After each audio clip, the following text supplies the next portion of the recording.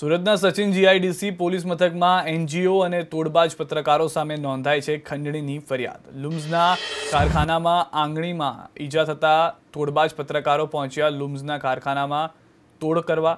₹1 લાખની માંગણી કારખાનાના માલિક પાસે કરવામાં આવી। તોડબાજ એનજીઓ અને પત્રકારો સીસીટીવીમાં કેદ થઈ ગયા છે। 5 લોકો સામે ફરિયાદ નોંધવામાં આવી છે। કારખાનાના માલિક સામે તોડ કરવાના ઈરાદે આ એનજીઓ અને જે ફરજી પત્રકાર છે તે ત્યાં આગળ પહોંચ્યા હતા। તોડબાજ પત્રકારોએ પ્રયાસ પણ કર્યો હતો કે પૈસા લેવામાં આવે।